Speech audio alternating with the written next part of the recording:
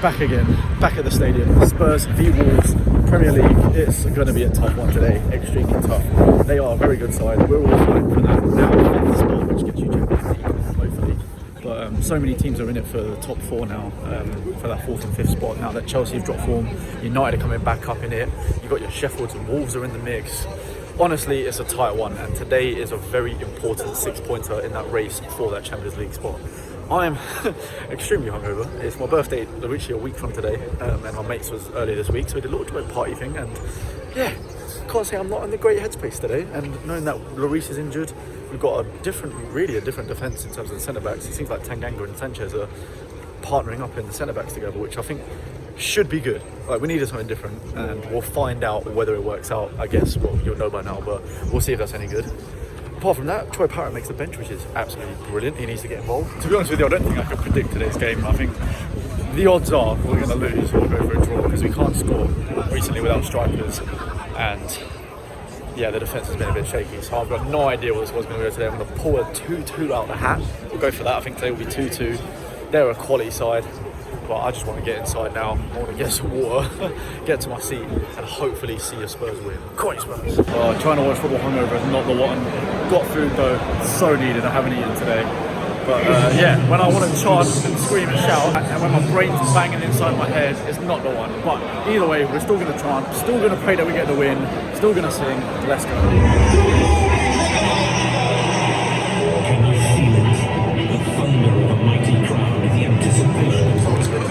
As well as today's mascots presented to you by Tottenham. We're about to kick off. I'm getting more and more nervous. Their team is so much better than ours today, and yeah, we just got to pray for some attacking football and some goals. Come on, you Spurs! Oh my God! Try already just knocked Davis down. Come on, bro, Ryan, you got.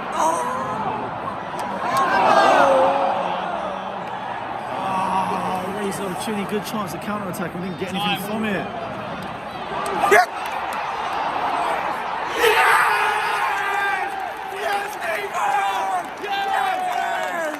What a build-up! That was him from the start. Oh my head!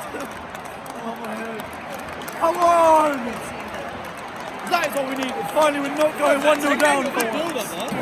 They are in check. First goal for Spurs, scored in the 13th minute from number 23, Steven Bergwijn. Yes! What's inside? 25-0. Sanchez. Oh.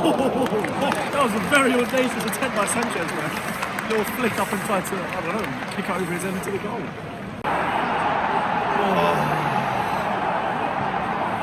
Dreadful defending. How much time did he have there? Dreadful defending. And of course they score and we don't try and get the second. As soon as we scored, he went 5 at the back for some reason. Go 2, 3, 4 up. Exactly. Equaliser for Wolves, scored in the 27th minute from number 2, Matt Doherty. Oh, it's so infuriating watching Spurs.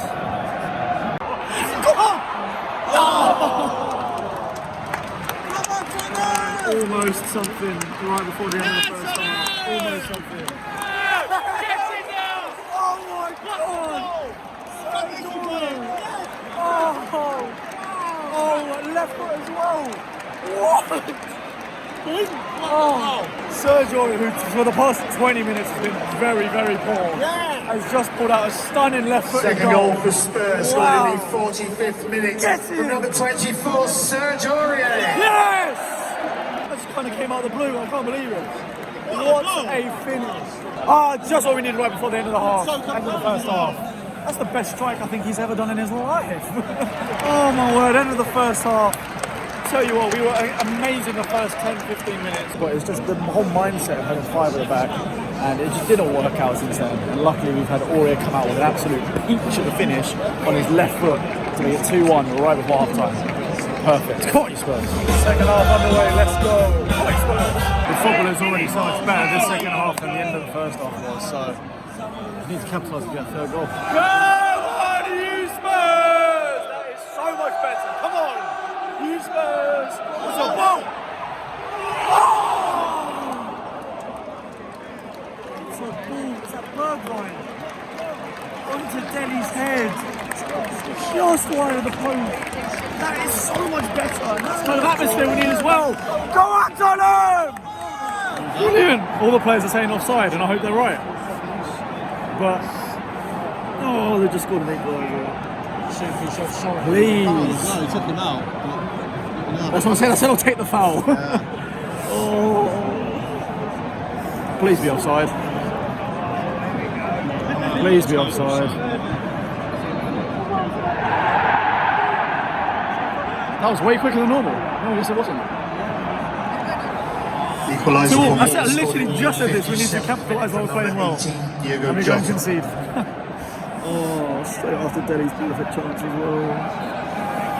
Why do we do this to ourselves? Stop leaking these goals. Come on, Salam! Are you serious? The guy won the ball first, but his studs were up in his leg, man. Unbelievable. Boo! Ah, there's a push, man! Oh my, literally just went straight into his back. Anywhere else on the pitch, he's given a free kick, but no. It's a ball. Actually, Joe pushes Bergwijn in the back, but nothing. Now they're going to go score. There you go. There you go. 3-2, man. Oh, what a joke. What a joke. Pushing the back to the box, doesn't give it because it's in the box. And they go and score on a break. This ref is a joke, man. He just booked Davies for the same thing they did to our player earlier. What they did to Aurier earlier, we win the ball and then swept through the studs. Just done again and given them the free kick. The referee's a joke today, man. Brilliant. He's decided to bring Troy Parrott on a minute before the end of the game. Fantastic. We've been needing 2 goals for the past 20. What a joke. God! Are you dumb, bro? Are you stupid? Sake! Come on!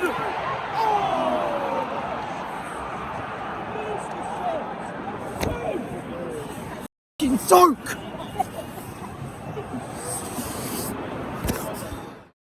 Right, so as you can see from that clip, I was extremely emotional. I was also very hungover and tired. I was pretty upset, as I think a lot of fans were, with that result because we blew a lead twice in that game.